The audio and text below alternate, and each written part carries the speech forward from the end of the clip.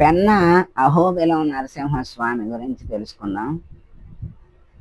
ఈ పెన్న అహోబిలం అనంతపురం జిల్లా ఉరవకొండకి 12 కిలోమీటర్ల దూరంలో, అనంతపురానికి 40 కిలోమీటర్ల దూరంలో ఉంది. శ్రీ నరసింహస్వామి కొలువుదీరిన ప్రాచీన పుణ్యక్షేత్రం ఇది. ఇక్కడ ఉందన్నమాట. ఇక్కడ స్వామివారి పాదం క్రింద ఒక బిలం ఉంది. స్వామివారికి అభిషేకం చేసిన నీరు ఈ బిలం గుండా వెళ్ళి పెన్నా నదిలో కలుస్తుంది. అందువల్ల ఈ క్షేత్రానికి పెన్నా అహోబిలం అనే పేరు వచ్చిందని స్థల పురాణ కథనం. క్రీస్తు శకం 14-15 శతాబ్దాల్లో విజయనగర చక్రవర్తుల పరిపాలనా కాలంలో ఈ ఆలయాన్ని నిర్మించినట్లుగా చరిత్ర చెబుతోంది. అంటే 14-15 శతాబ్దాల్లో ఈ శ్రీ లక్ష్మీ నరసింహస్వామి పుణ్యక్షేత్రం అనంతపురం ప్రధాన రహదారిలో ఉరవకొండకు 10 కిలోమీటర్ల దూరంలో ఉంది. అనంతపురం నుండి 30 కిలోమీటర్ల దూరంలో రహదారికి పడమటి దిశలో 1 కిలోమీటర్ దూరంలో గల ఒక గిరిపై ఈ క్షేత్రం విరాజిల్లుతోంది. సముద్ర మట్టానికి 1300 అడుగుల ఎత్తైన ఒక కొండ మీద ఉంది ఆలయం. స్వామివారి కుడి పాద ముద్రికను నిత్య పూజలు ద్వాపర యుగంలో ఉద్దాలక మహర్షి క్షేత్రగిరిపై ఘోర తపస్సు చేస్తే స్వామి ప్రసన్నుడై తన కుడి పాద ముద్రికను గిరిపై, అలాగే కర్నూలు జిల్లా అహోబిల క్షేత్రంలో ఎడమ పాదాన్ని ప్రతిష్ఠించినట్లుగా ఇక్కడ శాసనాలు, స్థల పద్మ పురాణాలు బట్టి తెలుస్తున్నాయి.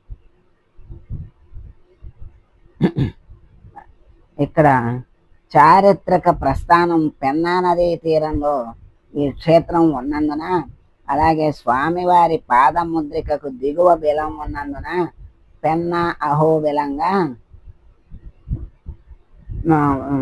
ప్రసిద్ధి చెందింది.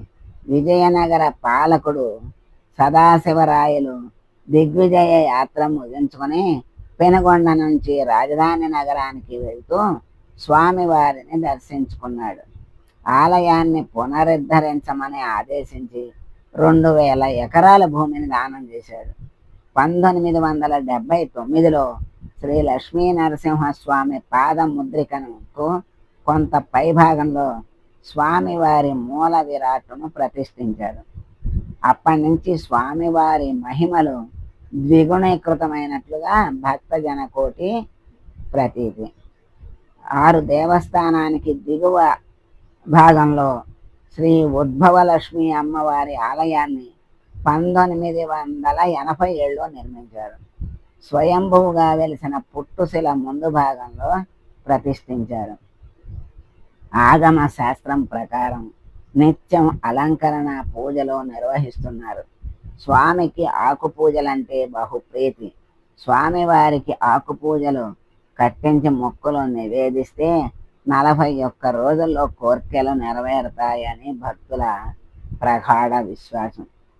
అమ్మవారిని ప్రసన్నం చేసుకునే విధంగా అవివాహితులు, సంతానహీనులు పట్టు వస్త్రాలను సమర్పించి కుంకుమార్చనలు చేస్తే తమ కోర్కెలు నెరవేరుతాయని భక్తుల విశ్వాసం. తమ మొక్కు నెరవేరినందుకు ఓ గొల్లభామ పాలమ్మిన సొమ్ముతో గోపురాన్ని నిర్మించారట. దాన్ని పాల గోపురంగా నేటికి పిలువబడుతుంది. భక్తులను విశేషంగా ఆకట్టుకుంటోంది. భక్తులు ప్రతినిత్యం వేలాది మంది వస్తుంటారు. పుణ్యక్షేత్రంగా, అటు పర్యాటక క్షేత్రంగా భక్తులను, ప్రజలను విశేషంగా ఆకట్టుకుంటోంది. ప్రతి ఏటా మాఘమాసంలో స్థానిక వంతెన మీదుగా సమీపంలో వైభవంగా ఏటి గంగమ్మ జాతర నిర్వహిస్తారు. నిత్యం స్వామివారి పాదాభిషేకం చేసిన జలం కలుస్తుంటుంది. దీంతో గంగ స్నానాలు చేస్తే సర్వ పాపాలు హరించి సకల శుభాలు కలుగుతాయని భక్తుల నమ్మకం. అది ఇక్కడ పెన్నా నరసింహస్వామి క్షేత్రం యొక్క విశేషాలు. పెన్నా అహోబిలం నరసింహుడు యొక్క క్షేత్రం యొక్క మహిమలు, మరి ఆ శక్తి అక్కడ ఎక్కడ ఉన్నది, ఎప్పుడు స్థాపించారు, ఎప్పుడు గుడి కట్టారు, ఎలా చేస్తే కోరికలు ఎన్ని రోజుల్లో తీరతాయి అనే విషయాన్ని మనకి దీంట్లో తెలియజేశారు, తెలుసుకున్నాం. ఓం సర్వే జనా సుఖినో భవంతు.